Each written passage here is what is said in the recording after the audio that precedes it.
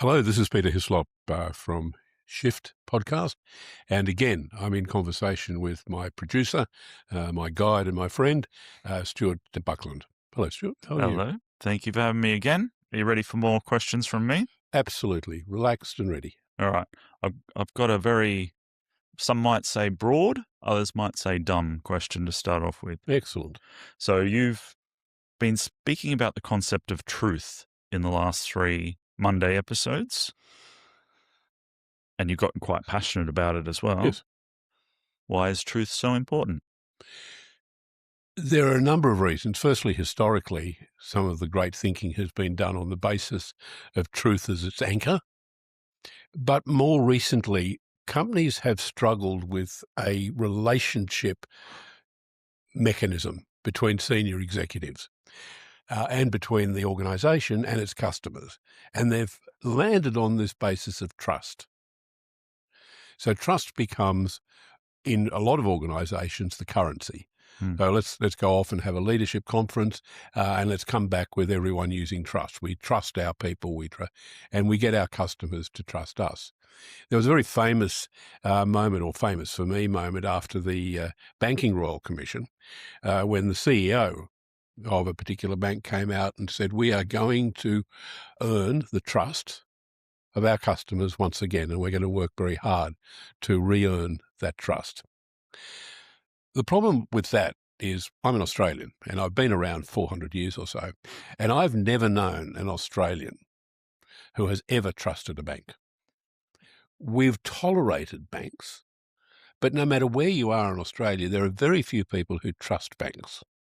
So I thought that was pretty silly. So this whole issue of trust, I think, is way too complicated a currency to deal with. We all have different ways of trust, and we all have different reactions to a breach of trust. For some, a breach of trust is, I've never heard of that person ever again. For others is, okay, second chance, that sort of thing. So what is another core currency that we can build organizations on and that we can run organizations on? And I think go back to the beginnings of the way we built societies and organizations, which was about truth. That's why truth. So you went straight to the corporate world there. And you're talking about, I guess, core principles. Yes. Is it always important that the executive class believe the truth that the company is creating, or more just that they can convince their teams that they do? Well, I think in that area, you need to differentiate between two things. You need to differentiate with what is truth. What is the actual truth? Where are we? What are we? What do we represent? How much do we owe? How much have we got? Versus anticipation, which is, we're going to be this big in 2 years' time. That's anticipation. But sometimes it's sold as truth. And in a lot of the ways that organizations present to the public, it's anticipation, not truth, but it sounds like truth. Right. And that's where I think you start running risks, because some of the stakeholders believe it's truth, and then 2 years later they say, well, hold on, it's gone. So I think coming back to the discipline of truth, but being honest and being able to say, this is truth, this is what we would like the future to look like. This is what we're building on the basis of truth, and we will see how it goes in the future. We have built this boat that we understand can go through ice. We hope to be able to build tours through ice in the future, but we're not saying we can. So it can still be truth, just there's a practical truth now and there's an aspirational truth. Well, let's not call it aspirational truth. Let's just call it aspirational. Right. It's not a truth. It's a belief. But you've got to convince people that it will become true. No. No? You've got to sell to people that there is an opportunity for them to get a benefit if the organisation is able to achieve what they aspire to. So if you look at the very clever investors in the world of IT, that sort of world, they will look at what the truth is, what is the product that this person's developing, But they will look aspirationally at the future and say, well, this is where it could go. Or that's too crowded a market, I'm not going to go there. To some extent, those people are more in touch with truth than the holders of so-called truth in some of the larger organisations. So these investors are a bit more, if you like, conscious of truth because quite often, ordinarily, it's their own money. So there's a line of truth somewhere where you might nudge it slightly to stakeholders because you need them to invest. So you need, I mean, I guess what I'm asking is, are there percentages? Can you go, this is our truth 80%, but we're just giving it a little bit of flourish just for the sake of getting some investment over the line or that sort of thing? Sounds like to me you're sort of kicking something under the table to have it move across the camera. No. No. It's either truth or it's not. There Yeah. aren't half-truths. Now, that's what you believe, but do you see that generally with the executive class? No. Yeah. I think the executive, and what I've been trying to say, the executive class, and I think anyone in control of communities, we've lost touch with the importance of truth. Mm. And the reason for that is that we don't do the hard enough work to find it. If you work hard at something, if you do the deep work that I talk about in the podcast, truth will come up and say, "G'day." And you will have that moment say, wow, I've got that. Yeah. It's a huge moment. And truth is, I think Solange said, truth will then introduce you to the next truth and the next truth. It's an extraordinary thing, truth. When you find truth, it's a wow moment. Well, you say in the podcast that truth is not a possession, it's a pathway. Yes. And the entrance to that pathway is not always clear, is it? No. And so when you're engaged by somebody, what's the first step to nudging them towards that pathway?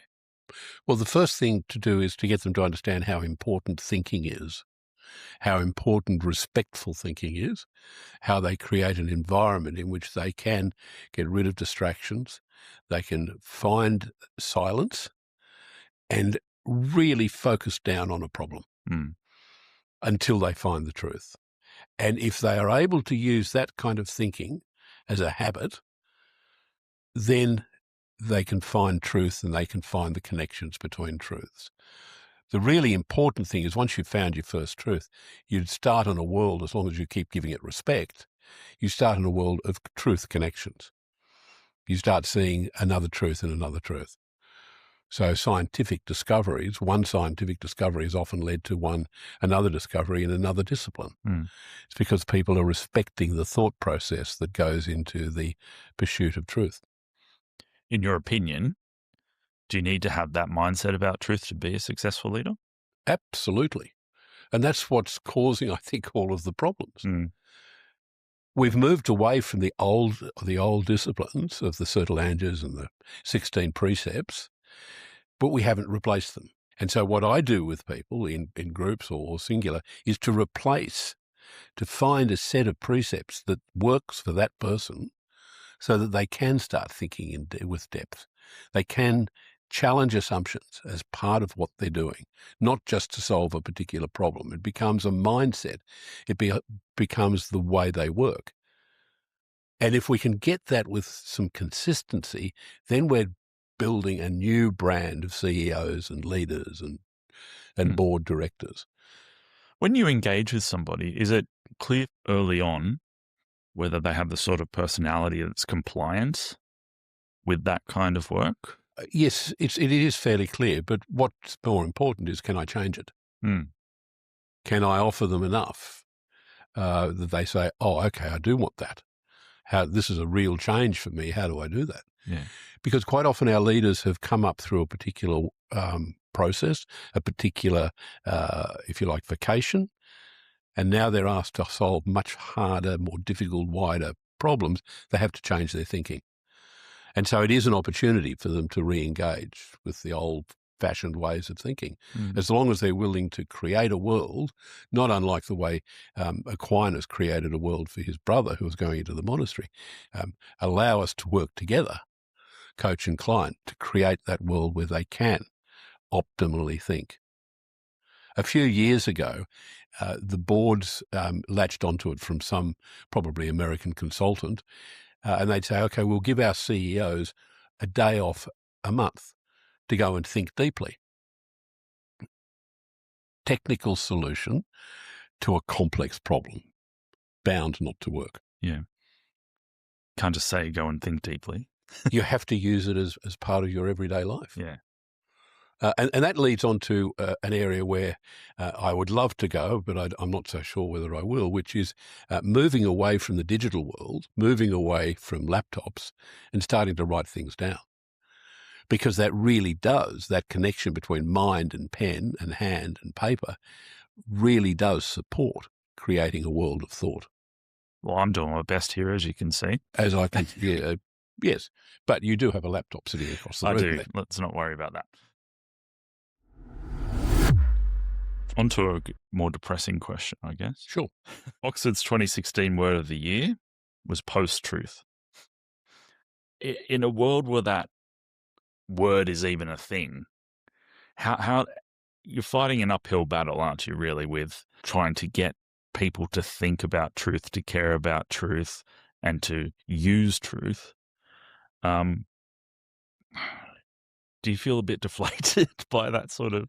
I can't allow myself to be deflated because this probably is my last battle. If you're going to follow this idea of deep thinking, of attacking complex problems with deep thinking rather than with technical solutions, then you look at something like that and step over it and keep walking. It's like the word woke. You step over it and you keep walking. It deserves no sense of tolerance at all. There's no respect for something like that. So yes, in answer, if that's the way the world is going, that's fine. But I think at some stage people will start going back to this idea of deep thinking.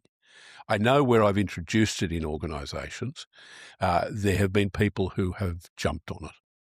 I was given a challenge a number of years ago by a CEO who said, okay, if you want to bring that into the organisation, to the senior leadership team, I want you to run it through the IT team first, which was him being a smart aleck, because they were on paper the people less likely. I got a phone call end of last year from one of those guys. He said, I'm still using paper, Peter, and I'm still in IT.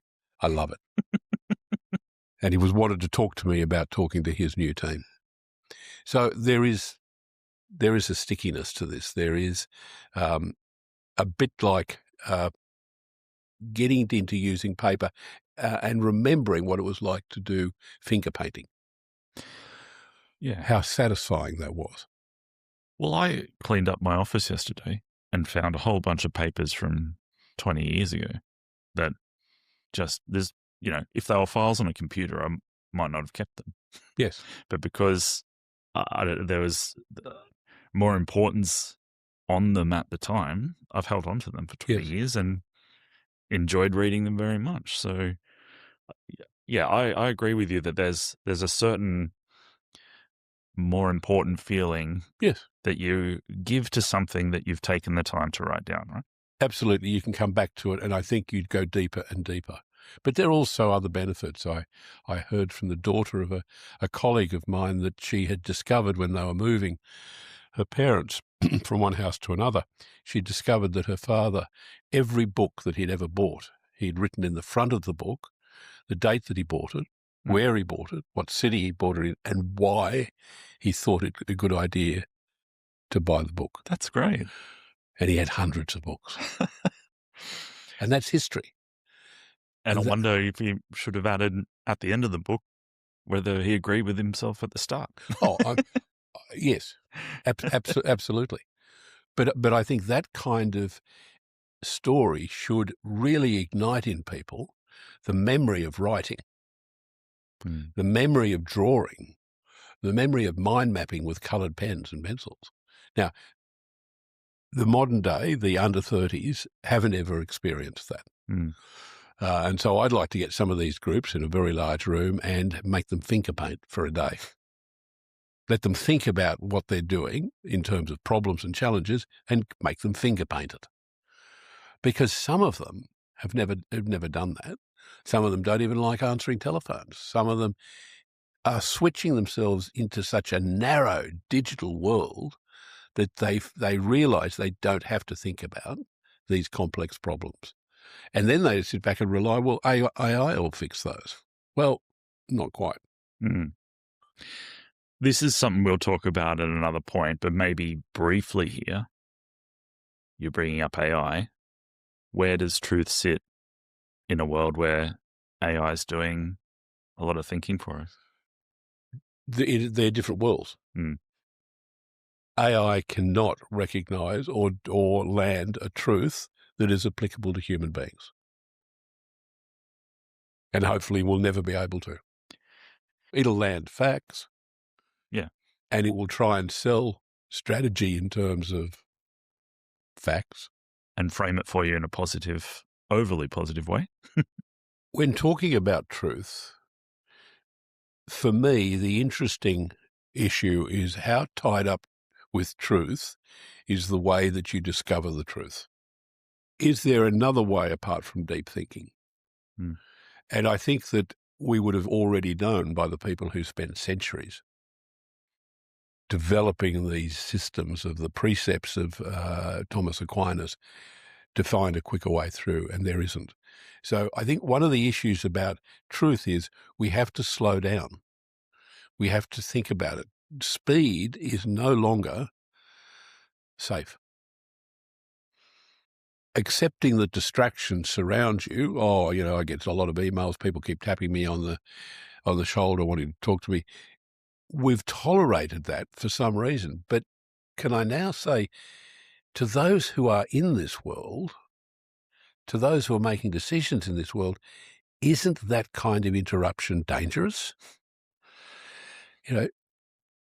If you were doing an operation on someone's eye or heart, is it tolerable for people to have a walkthrough in the operating theatre? Is it tolerable for a loud argument to break out between the nurses? Or someone taps a surgeon on the shoulder and say, "Hey, listen, how was golf last week?" Yeah. And while he's cutting away and sewing away, "Oh, it's fine," but et cetera, et cetera. Why do we tolerate this? We all acknowledge that there are complex problems. And I don't want to be part of the solution to those problems. That's not my world. What I want to say is we're going about it the wrong way.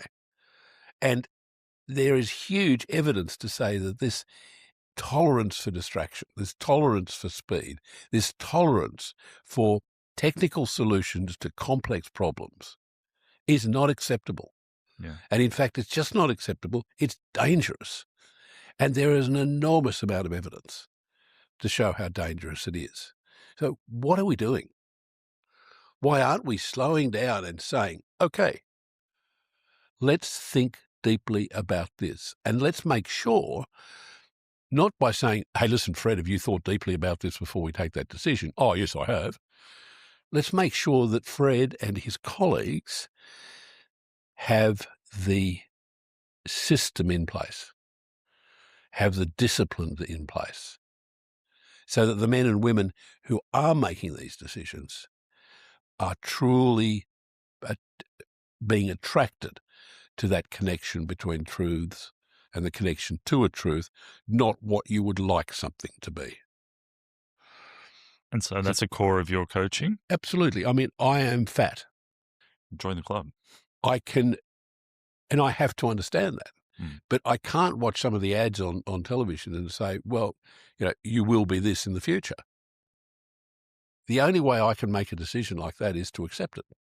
And we don't want to sort of go into it, but my history, denial, which is what we're doing, but denial is an alcoholic's bloodline to some degree until he or she can't deny any longer. So I've lived that. We're denying on a corporate level. Do you think the strength of how you feel about truth now, part of that might be fueled by having that denial for so long or not facing truth for so long? Look, I don't know. I really don't know. But I do know that there is a rightness about this idea of analog. And I feel so deeply that there is a wrongness about digital. Mm. There is an irony about saying that on a podcast. But... Oh, yes, absolutely. But you have to go to where the people are. Yeah. I mean, if I was to the old days, people used to stand on a soapbox in the Domain and talk about this. We could do that next. We could do that next, except none of the people I want to talk to about this are going to be wandering through the Domain on a Saturday afternoon. All right. Lastly, you asked this question and leave it hanging in the truth episodes. If not truth, then what? That's what I'm asking you. If not truth, then just give it up. Walk away. Wait for it to happen. Because anything else that we're building is going to hurt people, even more than it's hurting people now. It's going to dislodge structures and communities, and ultimately it's just going to fall over. Mm. There's enough problem at the moment that people can't deal with and don't turn their attention to, that we need to turn our attention to. The core about community, the core about how we deal with each other is not being dealt with, and that's got a very, very short life, I would have thought. The historians will come out and tell you, if the communities are fighting amongst themselves, in history what's happened was almost always destruction. So we've got to start turning it around now. We need more people to care. We need more people to care, exactly right. But we need more people to care about dealing with complexity. And so we need people at the top of communities and businesses who have the intellectual agility to lead this, to get people out of their comfort zones. They're the people who need to make the change. Hopefully some of those people are watching or listening to this. And please, I'd love to talk about it to you in groups or one-on-one. As you can see, or hope you can see, there is a passion in this. There is an urgency in it. You've been listening/watching to Shift. Monday episodes is Peter solo, and Thursday episodes, interviews. Thank you very much for your time. Share it with anyone you think might be interested.